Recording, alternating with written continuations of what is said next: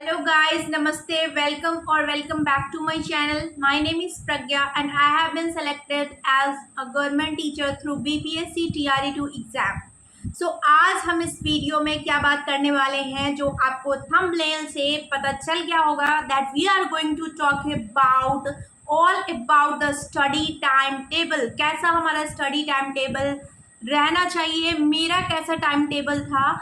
मैं आप सबको अभी तक पता चल गया होगा मेरे वीडियोस को अगर आप देखते होंगे तो। I was teaching in a school, in a private school. मैं एक प्राइवेट स्कूल में पढ़ाती थी और उसके साथ मैं इसको कंटिन्यू करते हुए मैंने इस एग्ज़ाम को निकाला है और ये जॉब लिया है।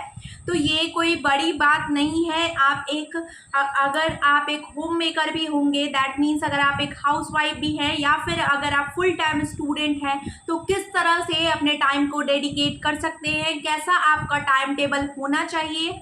और अगर पढ़ाई करने की इच्छा नहीं हो रही है तो हमें क्या करना चाहिए, क्या इस जर्नी में या फिर क्या अपने स्टडी को कंटिन्यू रखने में लाइब्रेरी हमें किस हद तक हेल्प करता है, इन सब बातों पर हम चर्चा करेंगे।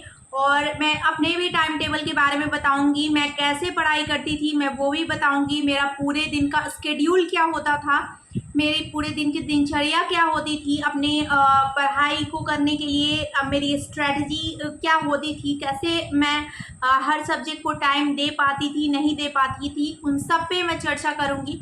तो बिना देरी किए हुए अपने वीडियो को स्टार्ट कर लेते हैं और जान लेते हैं कि हमारा स्टडी टाइम टेबल कैसा होना चाहिए। वीडियो अच्छी लग रही हो तो प्लीज़ उसे लाइक करिएगा, आप लोग लाइक नहीं करते फ्रेंड्स, और मेरे चैनल को सब्सक्राइब जरूर करिएगा। ओके गाइज, लेट्स कंटिन्यू कि अब हम लोग बात करते हैं कि स्टडी टाइम टेबल हमारा कैसा होना चाहिए। स्टडी टाइम टेबल कैसा हो उससे पहले मैं बात करना चाहती हूँ that why is it important. ये इम्पॉर्टेंट क्यों है, इसका इम्पोर्टेंस क्या है, स्टडी टाइम टेबल क्यों होना चाहिए, और तब हम बात करेंगे कि ये कैसा होना चाहिए। इसका इम्पोर्टेंस क्या है, जब भी हम कोई टाइम टेबल बनाते हैं तो वो हमारा उससे हमें डिसाइड हो जाता है कि हमें कब क्या करना है, कौन से सब्जेक्ट पढ़ने हैं, हमारा गोल ओरिएंटेड स्टडी कैसा होगा, है ना, कब हमारा कैसा ब्रेक होना चाहिए और स्टडी टाइम टेबल किस तरह से बनाना चाहिए, मैं वो भी बात करूँगी। ये एक और चीज़ है कि इम्पोर्टेंस इसका इतना है कि ये आपको गोल ओरिएंटेड रखता है, ये आपको भटकने नहीं देता। मतलब ये आपको गोल ओरिएंटेड रख के उस पर स्पेसिफाइड बनाए रखता है, मतलब इधर उधर आपको नहीं भटकाता है। इसलिए स्टडी का टाइम टेबल होना बहुत ज़्यादा ज़रूरी होता है। और वो चलिए अब हम बात कर लेते हैं कि स्टडी टाइम टेबल जब हम बनाते हैं तो उस वक्त हमें कौन सी बातों को ध्यान में रखना चाहिए, किन किन बातों को ध्यान में रखना चाहिए। जब भी हम स्टडी टाइम टेबल बनाते हैं तो सबसे इम्पॉर्टेंट है कि हमें ये देखना है कि हमारे पास टाइम क्या है, मतलब हमारे पास टाइम कितना है। हाँ, टाइम कितना है हमारे पास, हमें ये देखना है। जैसे अब जो स्टूडेंट होंगे, मतलब जो फुल टाइम स्टूडेंट है जिन्हें सिर्फ पढ़ाई करनी है, मतलब उनके पास और कोई वर्क नहीं है, वो जॉब नहीं कर रहे हैं, या फिर जो हाउसवाइफ्स नहीं हैं उनके पास तो 24 आवर्स टाइम है, उसमें आपको मैनेज कर लेना होगा, उस पर भी हम बात करेंगे। तो उनकी बात मैं नहीं कर रही हूँ, लेकिन हाँ एक चीज़ और है, जो बिगिनर्स है, जो फुल टाइम स्टूडेंट है, उन्हें ये डिसाइड करना है कि जो आप गोल कर रहे हैं, जो आप गोल डिसाइड कर रहे हैं उसके लिए आपको टाइम कितना लगेगा। मतलब टाइम कितना है, इसका मतलब है कि आपको गोल स्पेसिफाइड टाइम कितना चाहिए। गोल स्पेसिफाइड टाइम यानी कि जो आपको गोल पूरा करना है उसके लिए आपको कितना टाइम चाहिए, ये आपको पता करना होगा। जैसे कि सपोज दैट इसको एग्जांपल से देख लेते हैं कि गोल स्पेसिफाइड टाइम, इसका मतलब है कि अगर मान लीजिए मैं एग्जांपल ले लेती हूँ, सपोज दैट मैं 6 to 8 मैथ साइंस की ही बात करके ले लेती हूँ कि 6 to 8 जो मैथ साइंस वाले हैं, अगर आपको ये वीडियो अच्छी लगेगी तो मैं सबके लिए वीडियो बना दूंगी। 6 to 8 मैथ साइंस वाले हैं, सपोज उनको पढ़ना क्या है, कितने सब्जेक्ट्स पढ़ने हैं, उनको पढ़ना है, हमें पढ़ना है मैथ्स, उनको पढ़ना है साइंस। उसके बाद ये जो है ये दो मेन पेपर है, मैथ्स पूछेगा 40 मार्क्स वाले, 40 मार्क्स के 40 क्वेश्चंस रहेंगे, ये आप सबको आइडिया होगा। और एक क्वेश्चन भी आया था तो इसमें ये उनके लिए भी जवाब है। एक और ये भी पूछेगा आपका 40 मार्क्स कैरी करेगा, 40 क्वेश्चंस, है ना। तो चलिए आपके पास ये 2 सब्जेक्ट हो गए। चलिए थर्ड हमारा है एक कॉमन पेपर। जो कॉमन पेपर है हमारा उसके वो कितना मार्क्स कैरी करता है, कॉमन पेपर भी हमारा 40 मार्क्स कैरी करता है।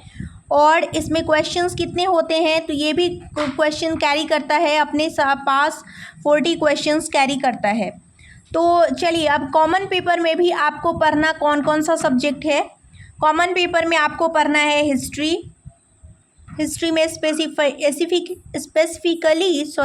स्पेसिफिकली आपको पढ़ना है मॉडर्न हिस्ट्री, यानी कि आधुनिक इतिहास। मैं हिंदी वालों के लिए बोल दे रही हूँ, आधुनिक इतिहास पढ़ना है आपको, मॉडर्न हिस्ट्री पढ़नी है। उसके बाद दूसरा है आपको पढ़ना क्या है, दूसरा आपको पढ़ना है, पॉलिटिक्स में नहीं पूछते हैं, तो दूसरा आपको पढ़ना है ज्योग्राफी, दैट इज़ हमारा भूगोल पढ़ना है। उसके बाद थर्ड है हमारा मैथ्स ही पढ़ना है, जो हम ऊपर पढ़ेंगे। फोर्थ है हमारा साइंस पढ़ना है, जो हम ऊपर पढ़ेंगे, मतलब जो मैंने ऊपर मेंशन किया हुआ है, लेकिन इसमें भी पूछते हैं वो लोग।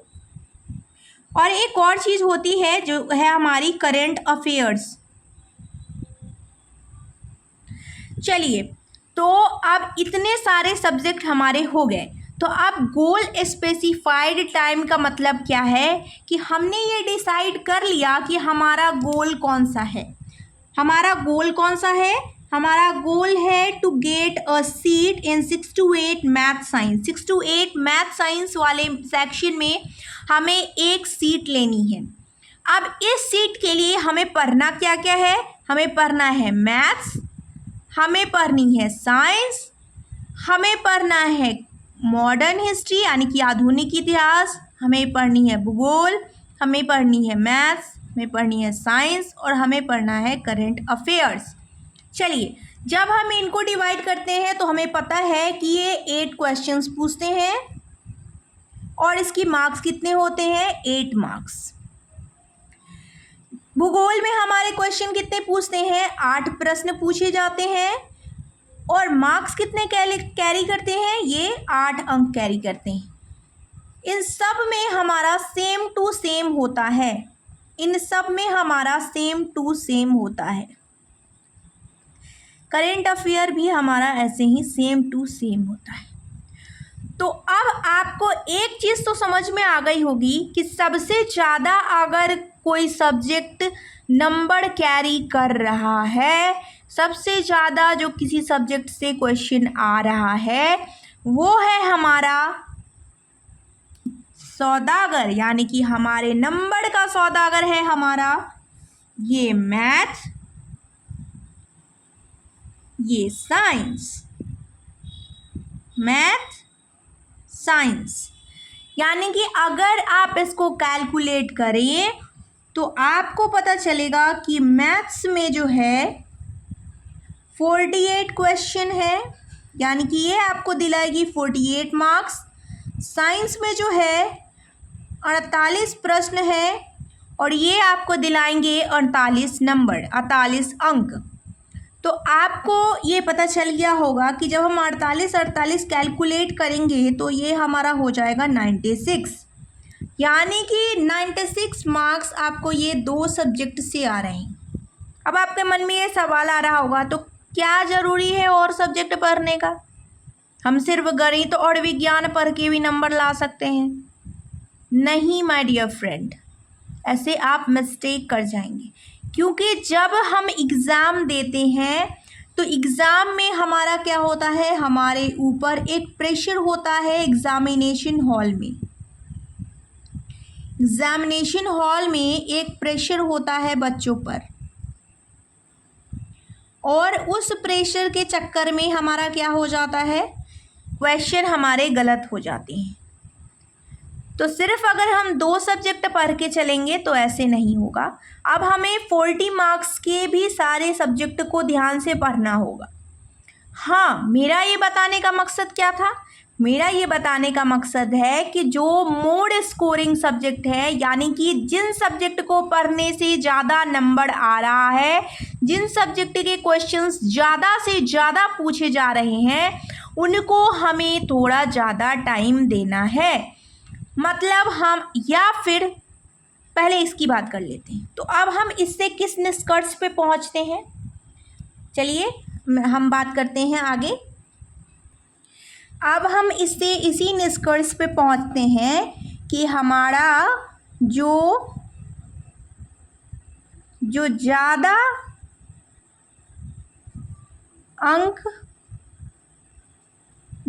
अंक वाला जो विषय है उसको क्या करना है, ज़्यादा अंक वाले विषय को ज़्यादा समय देना है।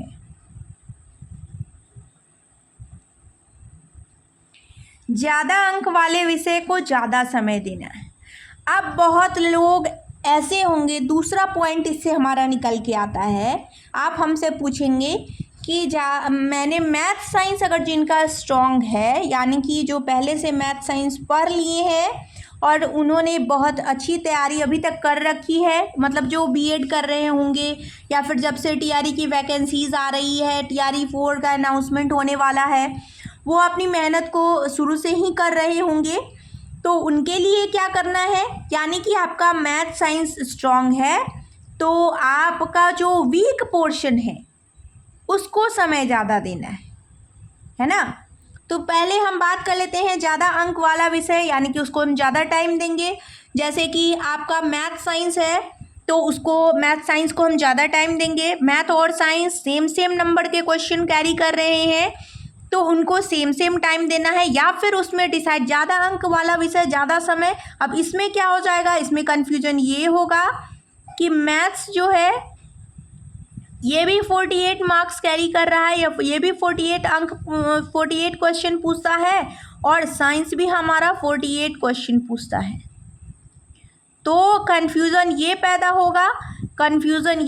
होगा कि दोनों में से किसको ज़्यादा समय दे, दोनों में से ज़्यादा समय किसको दे, दोनों में से ज़्यादा समय किसे दें। तो दोनों में से ज़्यादा समय देने के लिए आपको क्या करना है, आपको ये देखना है कि आपका कौन सा पोर्शन वीक है। तो इससे ये निष्कर्ष निकल के आता है कि कमज़ोर विषय को ज़्यादा समय देना है, कमज़ोर विषय को ज़्यादा समय देना है।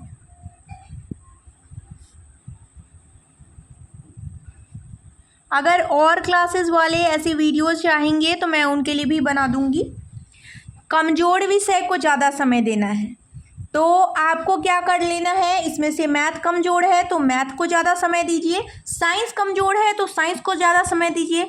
या अगर आपका ऐसा है कि मैथ्स और साइंस आपके बेसिक स्ट्रॉन्ग है, आपको पता है कि क्या क्या किसको बोलते हैं, कौन से क्वेश्चन कैसे बनते हैं, अगर हम लोग पॉलिनोमियल की बात कर ले उसके क्वेश्चन कैसे बनते हैं, बीजगणित में जितने सेक्शन उसके क्वेश्चन कैसे बनते हैं, लघुत्तम समापवर्तक के क्वेश्चन कैसे बनते हैं, या फिर हमारा जो क्वाड्रेटिक इक्वेशन है, द्विघात समीकरण है, उसके प्रश्न कैसे बनते हैं, ये सब अगर आपको आ रहा है तो आपको क्या करना है, तब आपको ये करना है, या फिर विज्ञान में आपको सारे बेसिक स्ट्रॉन्ग है, तब आपको करना है कमज़ोर विषय को ज़्यादा समय देने में।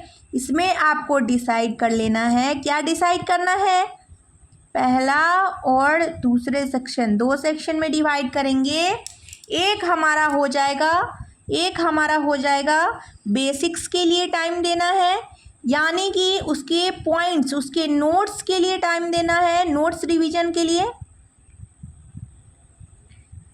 और दूसरा है उसके एमसीक्यू सॉल्व करने के लिए ज़्यादा समय देना है।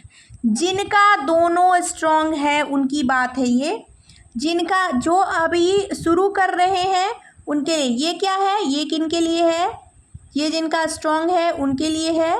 या फिर जो जिनका वीक है वो क्या कर सकते हैं, वो ये कर सकते हैं कि बुक्स को पढ़ने में, बुक्स करने में, मतलब बुक्स या लेक्चर्स के लिए एक टाइम रखेंगे, मतलब जितना भी टाइम देंगे, और उसके नोट्स बनाने के लिए एक टाइम रखेंगे। जैसे लेक्चर करेंगे तो लेक्चर के साथ साथ आप नोट्स बनाएंगे, नोट्स बनाने के लिए नहीं, सॉरी, नोट्स रिवीजन के लिए एक टाइम रखेंगे। मतलब मान लीजिए सपोज दैट कि आप अगर 3 घंटा दे रहे हैं मैथ्स को, आप अगर पूरे अपने स्टडी टाइम टेबल को 9 घंटा देना चाहते हैं, सपोज दैट कि आप अपने स्टडी टाइम टेबल को you want to give 9 hours a day, एक दिन में आप अपने स्टडी को 9 आवर्स देना चाहते हैं, 9 घंटे देना चाहते हैं, तो 9 घंटे देने के लिए आपको क्या करना है, इसको 3 सेक्शंस में डिवाइड करना है। पहले 3 सेक्शंस में डिवाइड करना है। पहला हमारा सेक्शन क्या हो जाएगा, पहला सेक्शन होगा हमारा मैथ्स के लिए यानी हमारे गणित के लिए, दूसरा हो जाएगा हमारे साइंस के लिए, और तीसरा हो जाएगा हमारे कॉमन पेपर के लिए। कॉमन पेपर में हम जब बात करेंगे तो कॉमन पेपर में हमारा कौन कौन सा सब्जेक्ट है, 2 सब्जेक्ट तो मैथ साइंस कॉमन है। कॉमन पेपर में हमारे 3 सब्जेक्ट हैं, 3 सब्जेक्ट हैं। तो पहला हमारा है मॉडर्न हिस्ट्री, दूसरा है हमारा जियोग्राफी यानी कि भूगोल, और तीसरा है हमारा करंट अफेयर्स। तो ऐसे करके आपका, तो कॉमन पेपर में आपको देने कितने हैं, कॉमन पेपर में आपको देना है, मतलब आप चाहते हैं कॉमन पेपर में टाइम देना, तो कॉमन पेपर में आप दे 3 आवर्स। देखिए मैं ये नहीं बोल रही कि मैंने जो समय बताया है आप सेम टू सेम वैसा ही टाइम दें, बट आप इस तरह से अपने स्टडी शेड्यूल को बना सकते हैं। ये एक डिस्क्लेमर है फ्रेंड्स, इस तरह से आप अपना स्टडी टाइम टेबल बना सकते हैं। I hope it will help, क्योंकि मैं हमेशा ऐसे ही बनाती थी अपने वीक सब्जेक्ट को कवर करने के लिए, या फिर सब्जेक्ट ऐसे क्या होगा जब आप इस तरह से स्टडी टाइम टेबल बनाएंगे ना, तो आप सारे सब्जेक्ट को टाइम दे पाएंगे, है ना। आप क्या कर पाएंगे, सारे सब्जेक्ट को टाइम दे पाएंगे, सारे यानी कि ऑल सब्जेक्ट्स, सारे सब्जेक्ट को आप टाइम दे पाएंगे, आपका कोई भी सब्जेक्ट नहीं छूटेगा। और अभी सिलेक्शन लेने के लिए ये बहुत ज़्यादा इम्पॉर्टेंट है, वीवीआई। चलिए तो हम बात कर लेते हैं। तो जब आप 3 घंटा देंगे तो आप इस तीनों में से देख लेंगे कि किसको क्या टाइम देना है। करंट अफेयर लास्ट के 1 मंथ में भी पढ़ेंगे आप तो आपके लिए सही होगा, लेकिन लास्ट 1 मंथ में इसको रख लीजिएगा, तब आपके 3 आवर्स है, तो उस हिसाब से उससे अकॉर्डिंगली आप इसको डिवाइड कर सकते हैं, या फिर आप 1 आवर करके डिवाइड कर सकते हैं, या फिर 1.5 आवर करके डिवाइड कर सकते हैं। आप करंट अफेयर अभी से भी पढ़ना चाहते हैं तो 20 मिनट्स पर डे अभी देना लगिए इसको, लेकिन फिर आपका बहुत ज़्यादा हो जाएगा, फिर लास्ट टाइम में आपको बहुत ज़्यादा रिविज़न करना पड़ जाएगा। और करंट अफेयर जो है वो टोटली आपके लक पे डिपेंड करता है, तो बेहतर होगा कि लास्ट के 1 मंथ में आप इसे टाइम दीजिए। लास्ट मंथ जो होता है उसमें आप इसे टाइम दीजिए। और इधर की बात कर लेते हैं हम, आपका मैथ्स और साइंस हो गया, तो मैथ्स में आप 3 आवर्स देंगे, साइंस में आप 3 आवर्स देंगे। आप इस हिसाब से देख लीजिए। या फिर अगर आपको ऐसा लगता है कि आपका मैथ्स जो है, मैथ्स अगर ज़्यादा वीक है तो आप मैथ्स इधर से टाइम निकाल के इधर दे दीजिए। अगर आपका साइंस ज़्यादा वीक है तो मैथ्स से टाइम निकाल के साइंस में दे दीजिए। प्लस माइनस करना ये आप पे डिपेंड करता है, ये माइनस करके इधर प्लस कर सकते हैं, इधर माइनस करके इधर प्लस कर सकते हैं, जितने 1 आवर वगैरह करके। लेकिन हाँ, आपको एक चीज़ ध्यान रखनी है कि आपको इन सब्जेक्ट्स में से किसी को भी पर डे छोड़ना नहीं है, हर सब्जेक्ट को टच करना है। और अगर आप ऐसा करते हैं तो देखिएगा आपको कितना ज़्यादा खुद बेनिफिट मिलेगा, फिर आके आप मुझे थैंक यू बोलेंगे। चलिए बुक्स और लेक्चर्स कर लेंगे, उसी को डिवाइड कर लेंगे। जैसे मैथ्स और साइंस में आपको 3 आवर्स देना है, साइंस में 3 आवर्स देना है, तो आप उसको बुक, लेक्चर और नोट्स में, रिवीजन में डिवाइड कर लीजिए। मतलब आप आज के लिए इसको रखिए 2 आवर्स के लिए, मतलब 2 आवर्स आप मेन आज नया थियरी पढ़ेंगे, नए चीज़ों को समझेंगे, और 1 आवर रखिए नोट्स रिवीजन के लिए। मतलब 1 घंटा आप रखेंगे कि आपको नोट्स रिवाइज कर सकें उसके लिए।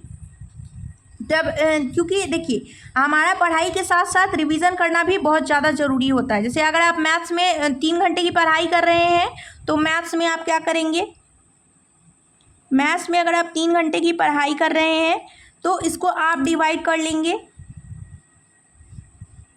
पहला क्या होगा हमारा, 2 आवर्स फॉर लेक्चर और बुक रीडिंग, देखिए लेक्चर्स और बुक रीडिंग को साथ साथ रखिए। कैसे? सपोज दैट मैं उस पर भी बात कर लेती हूँ, पहले इधर बात कर लें। और 1 आवर रखिए आप पर डे नोट्स रिवीजन पे। ये हर चीज़ में करेंगे। अब मैथ्स में कैसे करेंगे? मैथ्स में कॉन्सेप्ट पढ़ेंगे 2 आवर्स। जैसे यहाँ पे मैथ्स में अगर मान लीजिए कोई चैप्टर आपको नहीं आ रहा है तो उसके लेक्चर देखेंगे। बुक रीडिंग तो इसमें करना नहीं है, यह साइंस के लिए हो जाएगा, साइंस के लिए हो जाएगा। लेकिन इसके लेक्चर रखेंगे और उसके बाद क्या करेंगे? लेक्चर आपको इसमें तो करना होगा, आधा 1 घंटे आप लेक्चर करेंगे और 1 घंटे क्या करेंगे? उसके क्वेश्चन सॉल्व करेंगे। यहाँ पे 1 घंटे क्या करेंगे? आप प्रीवियस क्वेश्चन सॉल्व करते हैं, प्रीवियस ईयर क्वेश्चन सॉल्व कर सकते हैं, या फिर पहले जो चैप्टर पढ़ लिया आपने, पहले जो चैप्टर पढ़ लिया, पढ़े हुए चैप्टर्स के क्वेश्चन सॉल्व करेंगे, पढ़े चैप्टर्स के, है ना, पढ़े चैप्टर्स के questions. Okay, let me show you. तो जब आप इस तरह से अप्रोच करेंगे ना तो आपका basic per day by day आपका स्ट्रांग होते चला जाएगा, आपका एक भी चीज़ नहीं छूटेगा और आप रिवाइज भी करते चले जाएंगे। आपके माइंड में सब कुछ, हर चीज़ ऐड ऑन होते चला जाएगा। जो साइंस वाले बात करते हैं वो साइंस की मान लीजिए बुक रीडिंग करनी है। सपोज दैट एक क्वेरी और भी आया था कि हाँ इस चंद वगैरह समझ में नहीं आता है, तो कोई दिक्कत नहीं है। सपोज दैट अगर आप साइंस के लिए कर रहे हैं तो साइंस में आपको क्या करना है? आप बोलेंगे कि बुक भी रीडिंग करनी है और चैप्टर भी पढ़ना है, तो आप कुछ नहीं करिए। सपोज दैट कि आप साइंस में आप जो पढ़ रहे हैं, 1 सेकेंड, हाँ चलिए साइंस की बात कर लेते हैं। तो साइंस में जैसे अगर आप मान लीजिए आपको बुक रीडिंग करनी है, बुक पढ़नी है, तो उसके लिए आपको क्या करना है? आपको कुछ नहीं करना। आप जैसे जाएंगे और यूट्यूब पे जाएंगे और आप मान लीजिए आपको पढ़ना है रिप्रोडक्शन चैप्टर, तो आपको क्या करना है? वो चैप्टर को सर्च करना है, रिप्रोडक्शन को सर्च करना है। जैसे ही आप रिप्रोडक्शन चैप्टर को यूट्यूब पे सर्च करेंगे, उस पर आपको इलेबोरेशन करके बहुत सारी वीडियोज़ आ जाएंगी। आप फिर रिप्रोडक्शन एस चंद करके सर्च कर सकते हैं। उसमें इतने कॉन्सेप्ट पढ़ाए जाएंगे कि उसके क्या करेंगे? उसके नोट्स आप बना लेंगे, वीडियो लेक्चर के साथ साथ ही नोट्स बना लेंगे। और नोट्स बनाने के बाद आपको क्या करना है? आपको फिर उसको रिवाइज कर लेना है, जो 1 आवर सेक्शन हमने रिवीजन के लिए डाल रखा है। आप बुक ओपन करके वहाँ पे रख सकते हैं जब वो पढ़ाया जाए तो, या फिर आप ऐसे करिए ऑल्टरनेट डे करके रखिए कि आप आज लेक्चर करेंगे 2 दिन में, 2 days फॉर लेक्चर्स। मैं बुक पे इसलिए जोर देती हूँ क्योंकि ये आपके खुद के माइंड को डेवलप करता है, आपके माइंड को डेवलप करता है, इसलिए। तो 2 days फॉर लेक्चर्स के लिए रखेंगे आप, और फिर आप रख लेंगे 1 day फॉर बुक स्टडी। किसी दिन ऐसा भी हो सकता है कि आपको नोट्स रिवीजन करने की ज़रूरत ना हो, आपको याद हो और आपकी इच्छा हो कि आप वो चैप्टर ही कंप्लीट करें, तो आप उस तरह से अपने स्केड्यूल को आगे पीछे कर सकते हैं। लेकिन आप इस तरह से अप्रोच रखेंगे तो आपके लिए बेनिफिशियल होगा। आप ऐसा भी कर सकते हैं, कभी 1 आवर साइंस को ज़्यादा दे दिया, कभी मैथ्स को 1 आवर दे दिया, लेकिन पर डे हर सब्जेक्ट को टच करना है और ऐसा स्केड्यूल रखना है, इतने आवर्स देने हैं कि आपका कंप्लीट हो सके।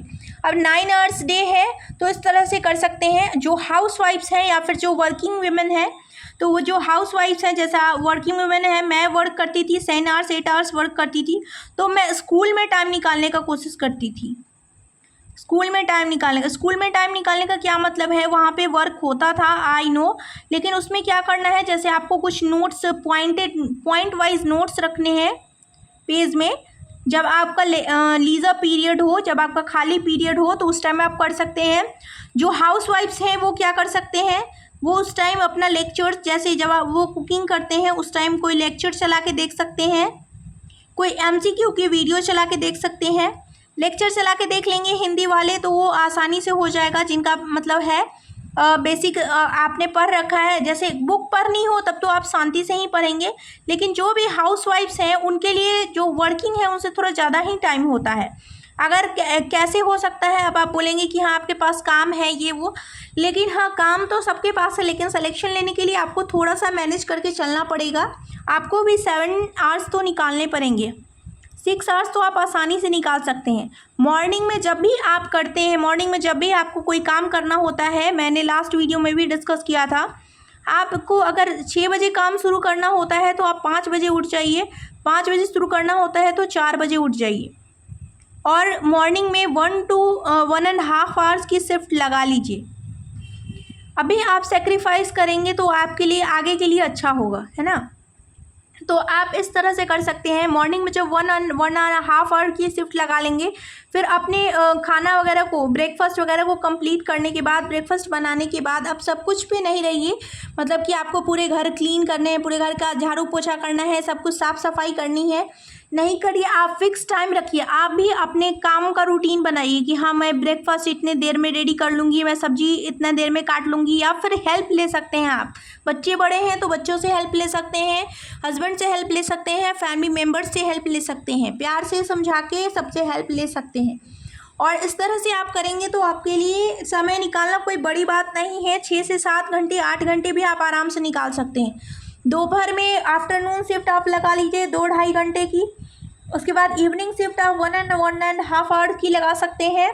और नाइट शिफ्ट भी आप सोने से पहले 1 घंटे रख लीजिए फॉर रिवीजन। जो आपने दिन भर में पढ़ा या फिर जो चैप्टर आपने कवर किया उसके नोट्स, या फिर जो आपका सपोज दैट आपका मैथ सब्जेक्ट जो है वो स्ट्रांग है या फिर वो इंटरेस्टिंग सब्जेक्ट है आपके लिए, तो आप उसको पढ़ सकते हैं। या फिर जो यूट्यूब पे MCQ कराए जाते हैं chapters related, BPSC TRE related, या फिर कोई भी सब्जेक्ट रिलेटेड, बायोलॉजी के रिप्रोडक्शन के MCQs, ऐसे करके आप कर सकते हैं। या फिर INM के MCQs ऐसे करके आप कर सकते हैं। ऑफिसर्स अकेडमी वाले सर हैं, उन्होंने बहुत अच्छे अच्छे MCQ करा रखे हैं, आप उस तरह से कर सकते हैं। मैं जो है मैं स्कूल टाइम में करती थी, तो ऐसे ही स्कूल टाइम में मैं पॉइंट वाइज बुक्स नोट्स रखती थी, मैं उसी पढ़ती थी। मैं बुक्स वगैरह थी, मैं बच्चों को पढ़ाती थी, पढ़ाते पढ़ाते भी मैं ऐसा अप्रोच रखती थी कि हाँ मुझे जो की पॉइंट नहीं याद आ रहे हैं या फिर जो अच्छे लग रहे हैं, जो मेरे दिमाग में पहले से नहीं था और अभी कुछ नया आया है, तो उसको मैं 2-3 बार पढ़ के हाईलाइटेड कर लेती थी मन ही मन उसी टाइम। आपको थोड़ा सा अप्रोच ऐसा रखना होगा, जब भी आप खाली वक्त में हो या फिर ऐसे बैठे हुए हो, ट्रैवल कर रहे हो, तो उस टाइम आपको क्या करना है, उस टाइम आपको सोचना है कि इस क्वेश्चन का क्या आंसर है, उस चैप्टर में मैंने उस बुक में पढ़ा था उसका आंसर क्या होगा, इस तरह से आपको सोचना है। और ये देखिएगा बेशक आपको हेल्प करेगा, क्योंकि ये सब अप्लाइड टेक्निक्स है, ये सब मैंने खुद ने किया है। आपको खुद समझ सकते हैं आप कि हमारा 7 to 7:30 निकलना हो जाता था और मैं 3:30 में आती थी। और स्टार्टिंग में उधर तो मैं कोचिंग भी जाती थी, कोचिंग लेती थी बच्चों की, तो वहाँ पे 1.5 आवर वहाँ पे लग जाते थे मेरे। तो मैं क्या करती थी, एक और चीज़ आप कर सकते हैं जो भी है स्कूल टाइम और हाउसवाइफ्स के लिए मैं बोलना चाहूँगी कि आप जो है जब स्कूल से वापस आएँ या फिर हाउसवाइफ्स जो हैं जो मतलब ब्रेकफास्ट बनाने के बाद थोड़ा सा जब रिलैक्स होने के बाद नाश्ता वास्ता करने के बाद आप हल्का नाश्ता किया करिए। हर लोग जो भी अपनी प्रेपरेशन जर्नी में है उन सब के लिए भारी नाश्ता नहीं करिए, ऐसा नाश्ता करिए जिसको पचाना आसान हो जाए, क्योंकि आप साइंस के स्टूडेंट हैं तो आप ये भी समझते होंगे कि जो हम खाना खाते हैं उसको पचाने में भी एनर्जी लगती है ना। तो आपको यही करना है कि जब भी आपका वर्क ख़त्म हो जाए, आफ्टरनून का अगर मान लीजिए लंच का वर्क ख़त्म हो जाए, तो आपको क्या करना है, आपको 20 मिनट्स का नैप ले लेना है। 20 मिनट्स की नैप मैं यही किया करती थी। मैं स्कूल से आती थी, उसके बाद मैं नाश्ता भी नहीं करती थी या फिर ऐसा नाश्ता लेके जाती थी कि स्कूल के बाद मुझे ठहरना होता था 45 मिनट्स और 1 आवर ऐसे करके ठहरना होता था स्कूल में। तो मैं उसी टाइम में खाना खा लेती थी ताकि वो टाइम मेरा यूज़ हो जाए, और घर आके मैं 20 to 25 मिनट्स की नैप ले लेती थी। आधे घंटे सो जाने के बाद क्या होता है, हमारा माइंड थोड़ा रिफ्रेश हो जाता है और हमें अच्छा फील होता है, हम थोड़ी सी एनर्जी हमारी गेन हो जाती है। और फिर उसके बाद मैं चाय पी के फिर पढ़ने बैठ जाया करती थी, या चाय के साथ ही मैं पढ़ने बैठ जाया करती थी। तो आप भी इस टेक्निक को अप्लाई कर सकते हैं, 20 मिनट्स नैप ले सकते हैं टू रिस्टोर योर एनर्जी। और इस तरह से आप करेंगे तो आपका वर्क के साथ भी पढ़ाई करना आसान हो जाएगा। और चलिए अब बात कर लेते हैं कि लाइब्रेरी हमारा किस हद तक हेल्प करता है। लाइब्रेरी जो है, जैसे जो स्टूडेंट हैं जो पहले मतलब जिनकी पढ़ाई कंटिन्यू नहीं हो पा रही है, तो आप क्या कर सकते हैं, 1 मंथ के लिए लाइब्रेरी ज्वाइन कर सकते हैं। 1 मंथ के लिए लाइब्रेरी ज्वाइन करने से क्या होगा, आपके पढ़ाई में कंटिन्यूटी आ जाएगी। जैसे कि जब ये TRE 1 की वैकेंसी आई थी तो उस टाइम में मैं स्कूल जाती थी, स्कूल के साथ पढ़ाई करना मतलब स्टार्टिंग में मुझे बहुत ये लगता था, मतलब बोरिंग नहीं कह सकते हैं, मतलब उस टाइम मुझे समझ नहीं आता था that how to manage time. कैसे पढ़ाई को कर सकते हैं, पढ़ाई का जैसे एक बार अगर आप उस ट्रैक को पकड़ लेंगे ना, एक ग्राफ मेंटेन कर लेंगे अपने स्टडी को करने के लिए, तो आपका क्या हो जाएगा, तब आपका स्टडी आसान हो जाएगा, आप आराम से कर पाएंगे, है ना। तो मेरा भी जो था, जब समर वैकेशन हुआ था 20 डेज़ का, तो मैंने उस टाइम में लाइब्रेरी ज्वाइन कर लिया था। उससे क्या हुआ था कि हमारा एक स्टडी आर मेंटेन होने लगा था, स्टडी कंटिन्यूटी, स्टडी ग्राफ में मेंटेन करने लगी थी, और उस वजह से पढ़ाई करना थोड़ा आसान हो गया था। फिर लेकिन मुझे बाद में रियलाइज़ हुआ कि जैसे घर पे हम रहेंगे, लाइब्रेरी में होंगे, कुछ लोगों के लिए लाइब्रेरी बहुत ज़्यादा हेल्पफुल होता है, कुछ लोगों के लिए है कि घर पे ही अगर उनके पास शांत माहौल है, जैसे अगर आपके पास आपके घर में बहुत लोग रहते हैं, डिस्टर्बेंस होती है, तो आप बेसिक लाइब्रेरी ज्वाइन कर सकते हैं, 8 आवर्स की लाइब्रेरी ज्वाइन कर लीजिए, और उसमें आप पोमोडोरो टेक्निक्स यूज़ करके आप पढ़ाई को आसानी से कर सकते हैं। पोमोडोरो टेक्निक्स, आप स्टडीज़ रिलेटेड हैं तो स्टडी स्टूडेंट हैं, एस्पिरेंट हैं, तो आपको पता ही होगा कि पोमोडोरो टेक्निक क्या होता है। पोमोडोरो टेक्निक में हम लोग 50 मिनट्स पढ़ाई करते हैं, 10 मिनट्स का ब्रेक लेते हैं। ऐसे करने से हम एक लंबे आवर के स्टडी को भी कंटिन्यू रख सकते हैं, आसानी से कंटिन्यू कर पाते हैं। तो आप इस तरह से कर सकते हैं, और इस तरह से जो भी सब्जेक्ट वाले हैं, आप चाहेंगे तो मैं अलग अलग भी वीडियो बना दूंगी, बट आप इससे भी रिलेट करके अपने टाइम को डिवाइड कर सकते हैं, अपने स्टडी टाइम को अच्छे से डिवाइड कर सकते हैं। और एक और चीज़ याद रखिएगा फ्रेंड्स, जो आपको इसके लिए मतलब आपको सक्सेसफुल बनने के लिए, आपका सिलेक्शन लेने के लिए revision is the key. Revision करना बहुत ज़्यादा ज़रूरी है, हमेशा रिवाइज करते रहिएगा। चाहे हम 80% ही क्यों ना पढ़ें, लेकिन वो चीज़ एग्ज़ाम में हमें याद रहती है तो हमें बहुत ज़्यादा हेल्प करती है। तो इसी के साथ मैं अपने वीडियोस को यहीं पे एंड करती हूँ। मैंने बहुत ज़्यादा डिटेल में मैंने कोशिश की है आपको स्टडी टाइम टेबल के वैल्यू और स्टडी टाइम टेबल के बारे में समझाने के लिए। वीडियो अच्छी लगी हो तो प्लीज़ लाइक ज़रूर करिएगा, इससे मुझे मोटिवेशन मिलता है friends. Subscribe to my channel and comment करके ज़रूर बताइएगा कि आपको वीडियो कैसी लगी। Thank you so much for watching me, thank you so much for listening me. All the very best for your studies. मुझे पता है आप लोग बहुत अच्छे से मेहनत करेंगे और TRE 4 में अपना सिलेक्शन पक्का ज़रूर करेंगे। तो happy studies, happy days and all the very best for your future. Thank you so much for watching. मिलती हूँ आपसे नेक्स्ट वीडियो में। Till then take care and bye bye everyone.